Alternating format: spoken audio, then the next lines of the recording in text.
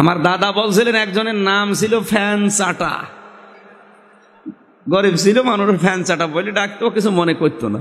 কিন্তু এখন ধনী হয়ে গেছে, শিল্পপতি মানুষ, এখন মানুষ ওই ফ্যান চাটা বলে ডাকলে কেমন লাগে না? বা বলছে আমি এই নাম পাল্টাবো। এলাকার লোকজনকে দাওয়াত দিয়ে, চেয়ারম্যানকে দাওয়াত দিয়ে গরু জবাই করে মানুষকে খাওয়াচ্ছে যে আজকে আমার নামের পরিবর্তন হবে। লোকজন যখন খাওয়া দাওয়া শেষ, মাইক হাতে নিয়ে চেয়ারম্যান সাহেব ডাক দিয়ে বলছে, ভাইরা আমার, বোনেরা আমার, এই লোকটা আগে গরিব ছিল, এখন ধনী হয়ে গেছে, এর একটা সম্মান আছে, সামাজিক মর্যাদা, এর নাম আজকে আমি পাল্টিয়ে দিলাম, আমি চেয়ারম্যান হিসাবে এর নাম দিলাম মধু চাটা।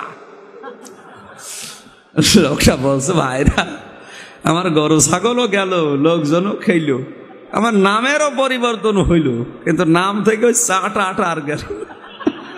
আগে ছিলাম ফ্যান চাটা, এখন হলাম মধু চাটা। তা আপনি নাম অন্তত ভালো করে রাখবেন। আমার চাচা 21 বছর চেয়ারম্যান, 5 বারে, 2 বার ভোটে আর 3 বার অটো। না, সত্য কথা বলছে। আবার কি, উনিও মাইক হাতে নিয়ে বলে, আমি এই 3 বার প্রতীক পেয়েছি, কোনো ভোট লাগে নাই, আমি অটো গায়েবী চেয়ারম্যান। আর এইভাবে যদি থাকে তো কিয়ামত পর্যন্ত, আমি যদি হায়াত পাই তো কিয়ামত পর্যন্ত চেয়ারম্যান হয়েই যাব। আমাদের বংশ থেকে কেউ নিতে পারে না, সে জোর করে হোক আর অন্য কায়দায় হোক। সেদিন খুলনা এক মাহফিলে আমার বলছে, হুজুর স্বামী স্ত্রীর গন্ডগোল কেন হয় বলেন তো? স্বামী স্ত্রীর গন্ডগোল কেন হয়? সূরা নেসার 34-35 নাম্বার আয়াতের ব্যাখ্যা করার পর খেতে গেছে ওনার বাড়িতে, মুখ গোমরা করে আছে, এ দাদা কথা বলছেন না? বলছে, হুজুর আমার বর সাথে আমার গন্ডগোল হয়েছে আজকে, আপনি জানলেন কি করি? আমি জানবো কি করি? না, আপনি যা যা বললেন সব আজকে আমার হয়েছে। আমাকে কেউ বলে দিয়েছিল? না না, বলেছে একজন। কে?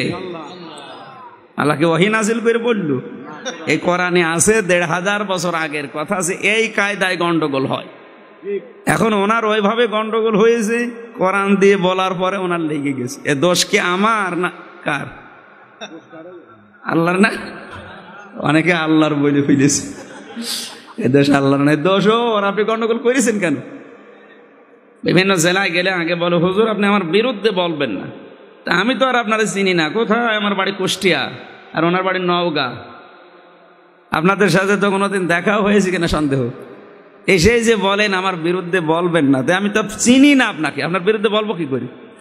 কোরআনের কথা বলতে গেলে আপনি হয়তো ওই কাজ করেন, এই জন্য আপনার বিরুদ্ধে চলে যায়।